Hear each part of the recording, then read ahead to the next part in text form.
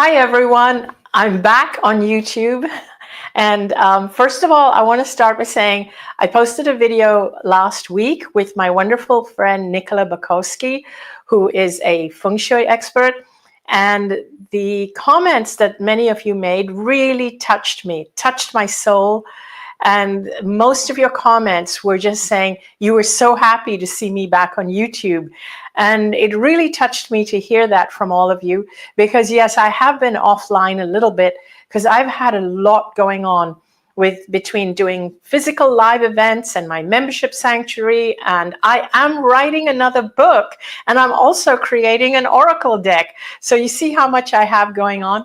But I am pacing myself now, and I am making a commitment to come back to YouTube live to connect and chat with all of you. So I want you to join me. I'm going to always announce it a couple of days before, and I would love for you to post your questions in the chat box. So today we're going to talk about life force energy. The other thing I want to say, and this is an ask from you, would you please also share with me in the comments, whether you're watching this live or whether you're watching this later. I would love for you to share with me your thoughts on topics that you would like me to share or go deeper on. Make it interesting. Please make it interesting. So I want to talk about things that I haven't delved deeply on my YouTube channel or on social media. So I'd love to hear from you what you want me to speak more about. And even today, now, please post me your questions. Again, we're talking about life force energy, and make your questions interesting. I have got the wonderful Danny Boo, also known as Boo, behind the scenes, who is going to read out the most interesting questions and or comments. So let me just dive into the topic first of all. Life force energy. What do I mean? What is it?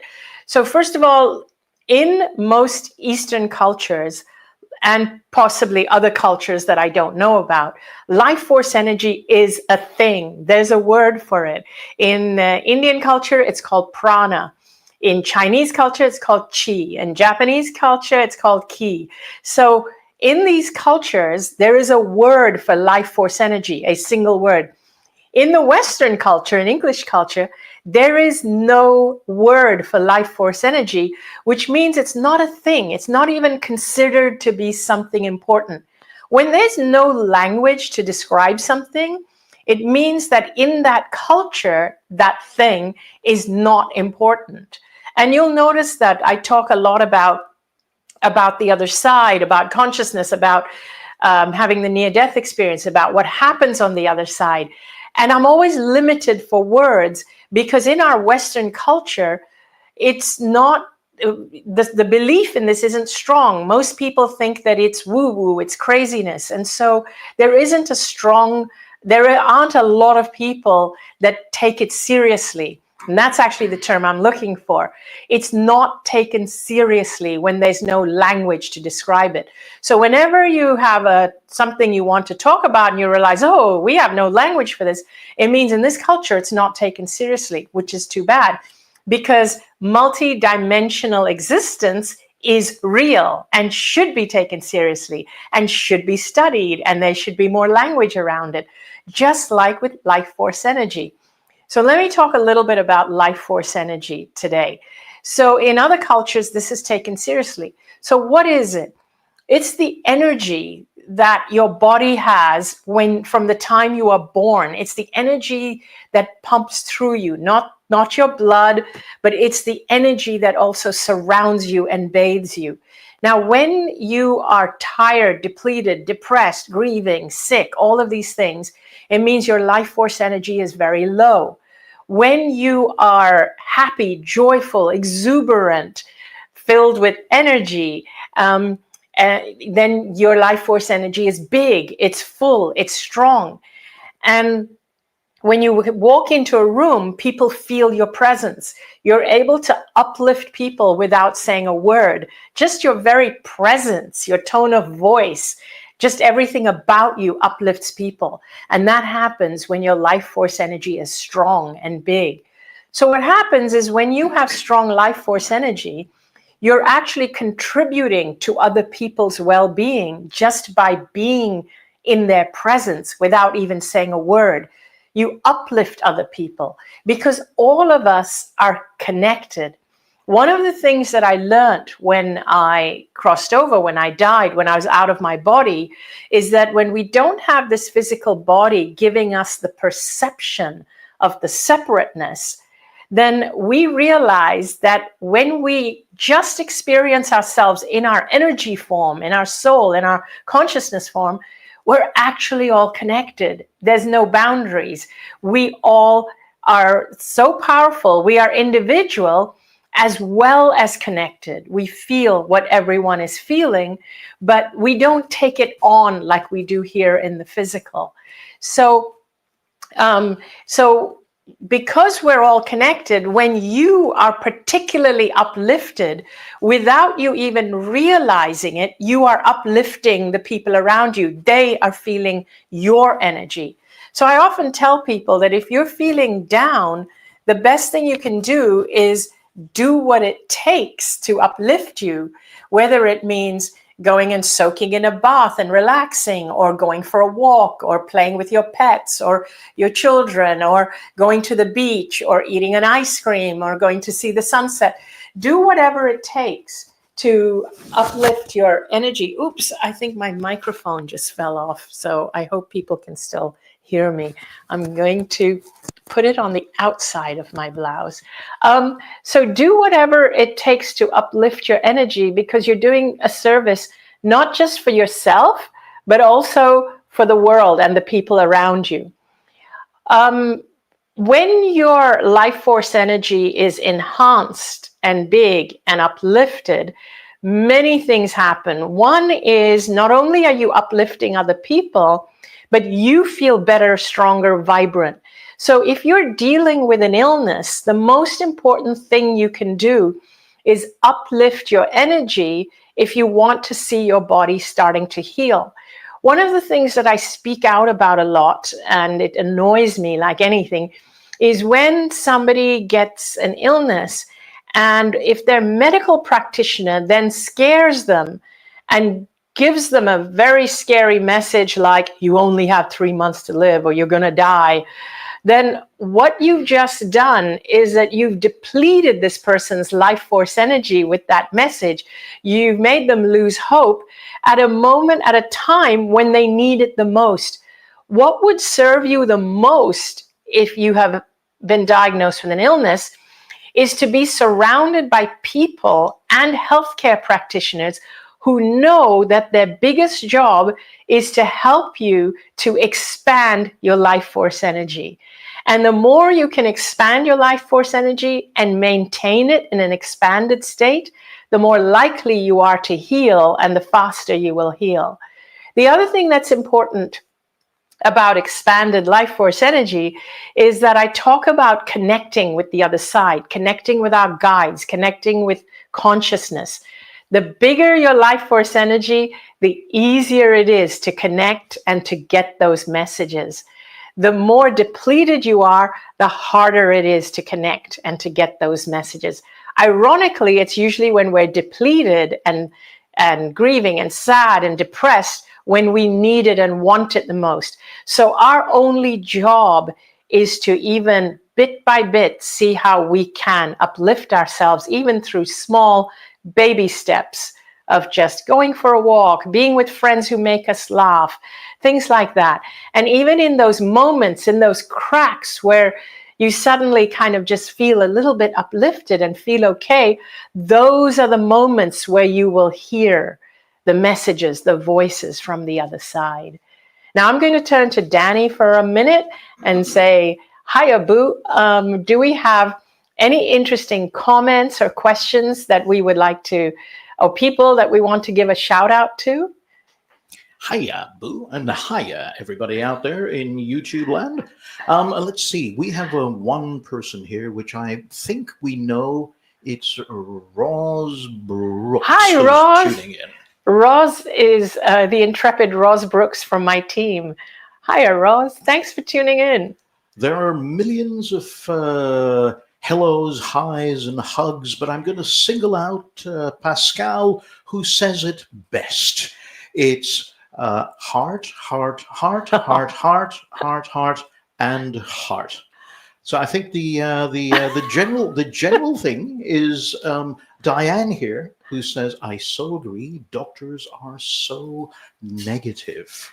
And they deplete our life force energy. Thankfully, I have found a couple of really good doctors and will only go and see them.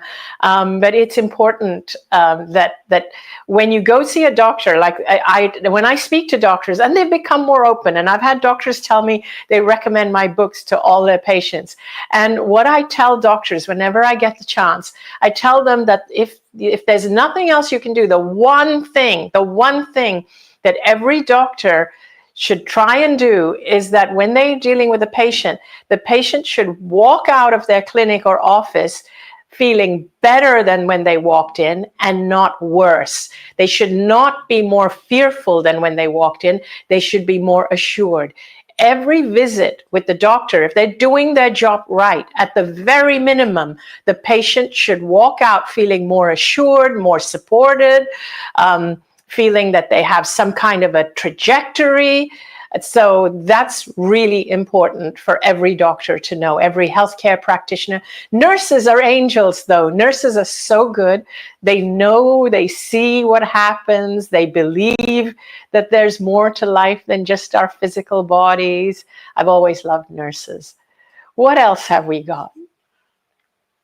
There's a question here from Rasa, who says, "What are some actions we could take to align ourselves to tune into this life force energy?" So that's a great question. So some actions to take. So I'll tell you some of the things I do. First of all, I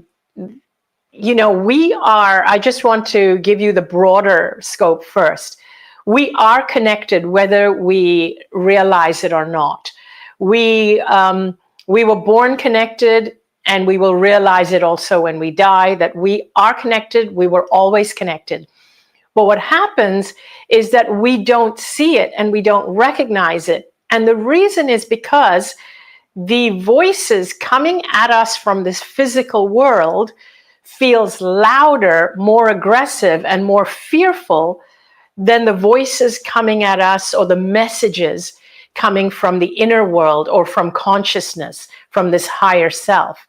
So what we have to do to hear this is to tune out the louder voices. Now, here's what happens. When you are in fight or flight, when you are in fear, when you're operating from this place of this ongoing fear, I'm not talking about like the occasional good fear that tells you to get out of the way of danger, but this constant fear that nags you all the time, which a lot of people live in, because we live in a world where we fear scarcity, we fear disease, we fear everything that's on the news, we just fear the state of the world. That is very unhealthy. That is a loud noise that is actually clouding or actually overpowering the softer voices, the messages that are trying to come through. So the idea is not about what to do to connect to that. You are connected to that. It's about what to do to soften or silence or to block, even temporarily, those loud, outside, aggressive voices. Those on a continuous, receiving that continuously is very unhealthy and eventually does leave you feeling forsaken, abandoned from the other side. But they are always there. You're never abandoned. It's just that you don't hear them. So it is about switching off the news. It's about going and walking by the seaside or up in the mountains and going into silence for a little bit. But it can also be about listening to music. It can be about going out with friends who you love and trust and laughing with them and eating a good meal with them. All of these things do a lot to uplift you. And again, playing with your pets or children or grandchildren, being with people you love, being with a partner you love, where you feel safe. all those help you to open that door that allows these messages and insights to come in. Having a long bath or a shower, all these kinds of things, going for a massage, these are the things you can do. But in actuality, those actions take you away from this world. The real thing that you're doing is you're silencing those loud voices of this three-dimensional, five-sensory world in order to access the messages from the multi-dimensional, multi-sensory world that exists around us, which we are all a part of. It's not somewhere else, it's right here, but you don't hear it because we are so conditioned to tune into the louder voices here. And it's the same even when you get a scary diagnosis. When you tune in, you will get a very different message than you do from your doctor that's telling you that this is a death sentence. You get a very different message, and that message will help you to form a trajectory to better health. So what else have we got, Boo? I think you've answered about 9 people's questions with that answer, because a lot of people are asking, how do they harness this energy? How do we use it for healing? How do we use it for other people? And there's one question asking, how do we use this to break free from somebody else's negative energy, perhaps a family member? And I think you've already touched on that. If you'd like to elaborate a little bit on breaking free from a family member's negativity. So now with family members, sometimes it can be tricky because it depends on how intertwined you are. But always remember that you need to keep your own energy uplifted. So just this morning, I was teaching a little online class about energy equity and having an energy bank account. So I'm going to share a few secrets on that with you. This is something I normally do in my workshops. And in my workshops, it becomes an entire half-day thing. So I would love for you guys to come to my workshops, my retreats. I have 2 coming up this year. So please join me. But here's a taster for what I do. And I'm going to give this to you here. I don't normally share it on YouTube. But if you think of energy, your life force energy, as a currency, and it is like as if you have, as if you need an energy bank, a bank account for this currency. So every day we measure what is depleting our energy and what is feeding our energy. And you can measure it on a scale of 1 to 10, each thing. So during the course of the day, you can measure, and you can do this every day and see if every day are you depleting energy or are you adding energy to your bank account. So for example, you can break it down and say, okay, did I have a good night's sleep last night? And you can say, yes, I did. So that gave me 10 units of energy. Let's say you go to work, and when you're at work, you can break it down like, do I have a good relationship with my boss? Yes, no. Does my boss deplete my energy or feed my energy? Do I love my work? Does it feed my energy or deplete my energy? And you can score everything from 1 to 10. Being with this family member, does it deplete my energy? By how much? So some of these things can be a negative. So it takes away, it's a minus, let's say it's a -5. Let's say I have a bully boss that's a -8 or something. But a good night's sleep is a +10. Going out with my friends and having a good time is a +10. And then at the end of the day, you can see, do I have an energy surplus or do I have energy equity or do I have a deficit? And if you have a continuous deficit every day, that's not healthy. That's what leads to physical drain and physical illnesses. And if you are going through a physical illness right now, you can bet that if you look at where you've been spending your energy over the last few months, maybe even years, you will see that you've been at deficit every day, which has led to your body breaking down. So when you allow yourself to have energy equity, you can deal with difficult relatives. You can deal with aging parents who, of course, you want to take care of them. You love them, but it takes a lot out of you. You can deal with special needs children. Of course, you want to take care of your child. You love them, but it takes a lot out of you. But you need the energy. Think of it really as fuel, or as a battery charging, or as a bank account. You can't spend what you don't have. So you can really think of your energy as a bank account. And so are you in energy equity or deficit? This is why I say when people are sick, they need to come up with things that gives them energy equity. They don't need messages that push them further into deficit by people saying, you're going to die, you only have 3 months to live. No, you're just pushing people more into deficit with messages like that. So do what gives you energy equity. And you know, one of the mistakes I used to make many years ago, before I realized that this is how I need to live my life, before I realized by dying, when people just had to say something to make me feel guilty or bad, they just had to say, oh, you can't avoid the news, you're just putting your head in the sand.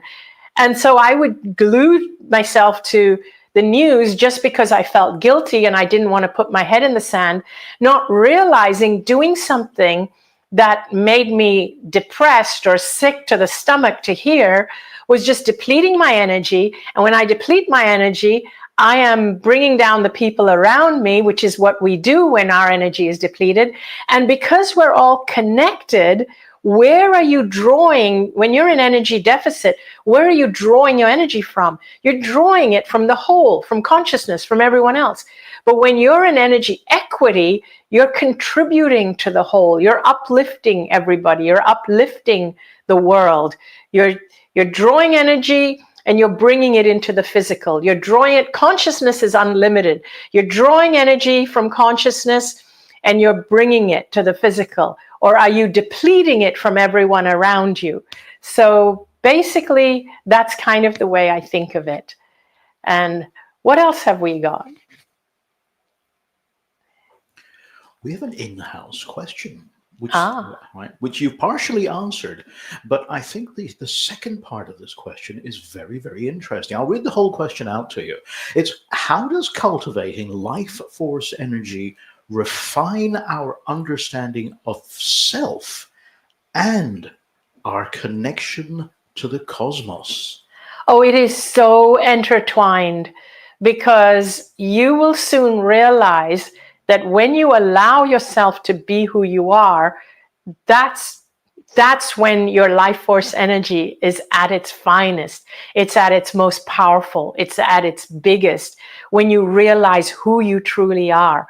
So even cultivating life force energy, the journey to cultivating that is exactly the same as the journey to finding out who you are.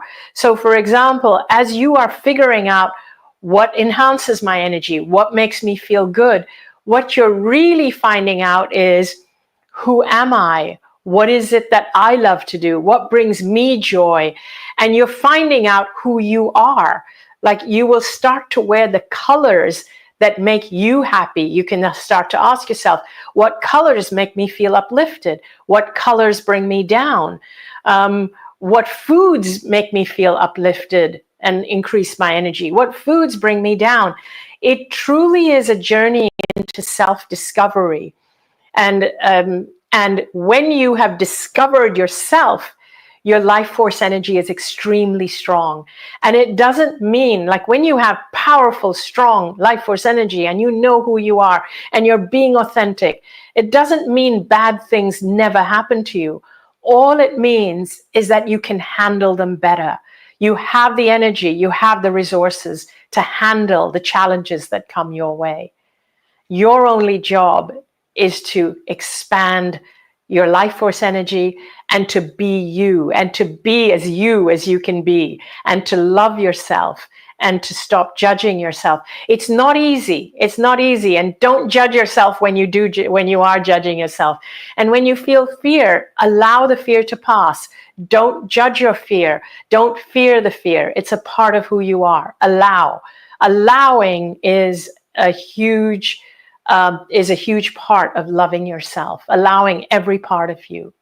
even what you perceive to be the flaws, because you may find those are your greatest gifts. You know, I've been finding out more and more that all the things that I used to judge myself for are actually the best parts about what make me who I am. I used to think that sensitivity and being an empath was a weakness. And I started to understand that it's actually a strength. It's what we actually need in the world today. So allow yourself to be who you are and accept who you are. Now, I think we're getting close to the end of our fun little video. And I just want to ask Boo, is there anything else that I need to know before closing? There are a lot of comments that are saying thank you. There are people that are asking. It's an extension to the question of healing, breaking free from other people's energy. And somebody, Paul says, can we use that same life force energy to heal family estrangements? Yes, you can, 100%. So I tend to, even though I realize the value of boundaries when it comes to people, whether family or others that are problematic for us, I realize the value of boundaries. I like to think in terms of, before blocking someone off completely, I think in terms of expanding my own energy, so that two things may happen. One is, I may expand myself to the point where I outgrow being in their space and they may not be able to keep up, or that my expansion uplifts them and I may be pleasantly surprised by their growth. So if we're constantly working at expanding and uplifting ourselves, reaching more towards a more conscious way of being, then we will find that we will heal our relationships. The other thing I want to say about estranged relationships, the other way to heal relationships, and when you're aware that at our consciousness level we're all connected, you can go quiet and you can communicate internally as though you are communicating with the higher self of the person that you are having the issue with. Have conversations with them. Visualize yourself saying to them what you have always wanted to tell them, but do it with kindness, do it with love, and come from a place of knowing that whatever they're doing to cause this rift is done from a place of either ignorance or fear or lack of self-love or anything along those lines, insecurity. That's where they're coming from, all these areas. So give them the love in your visualization. Tell them what you wish you could tell them. And then I want you to hear from them in your visualization what you would love them to say, what you wish they would say to you. Hear them saying that. And do that a few times. And you will start to notice that your actual physical relationship with them on this three-dimensional, five-sensory plane will start to soften and ease. I've done it. A lot of people I know have tried it because I teach this in my workshops, and they have noticed a difference. We have had very powerful things happen where I do journeys, 40-minute journeys, 1-hour journeys to heal troubled relationships, where I guide them through the visualization. And at the end of the journey, and this has happened so many times, where the person has found that on their phone, there is a text message from that estranged person who hasn't talked to them in months, saying something like, I really feel we need to talk. And this text has come in while they were on the journey. This is so powerful once you realize we're all connected. And what separates us is the fearful information we often get from this outside world, from mainstream media, and the conditioning that we've had about competing with everyone, about seeing everyone as the enemy, and all the baggage that we have accumulated. You see, one of the things that happened in answer to the question about healing, not just relationships, but healing our physical body, when I was on the other side, I was without my physical body. I was without the baggage. I was without everything, the trauma. When all of that was gone, the fear was gone, the messages, the noise from this side was gone, I realized that I was connected. I was vibing, if I can use this word, vibing at 100%. It was 100%. My frequency was off the charts. And it wasn't that I went somewhere and connected to that. No, it's that we are all that at our core, at our true self. We are all there. It's about letting go of what is not that. And at your core, you are all connected. You all have access to that. And because I touched on that, I was vibing at that level, even when I came out of the coma, my frequency, if you will, was so high, there was no room for disease. And this is what I keep wanting to try and have people replicate for themselves. And I encourage you to try it. There's no harm, there's no loss, and that's what I want to leave you with. And before I go, I also just want to say, if there's something you can do for me, all I ask of you is to subscribe to my channel. Please subscribe, because that helps me a lot. It helps me to keep doing what I do for all of you. And of course, I do a lot of live events, physical events, and I do retreats and seminars, and where I do these journeys and I speak about this. And when all of us are in the room together who think the same way, we really rock that frequency. We really get onto a very high frequency together. So I look forward to seeing you at my next YouTube Live. And please continue to comment, even if you missed this live. I want to also hear from you as to what you want to know more about.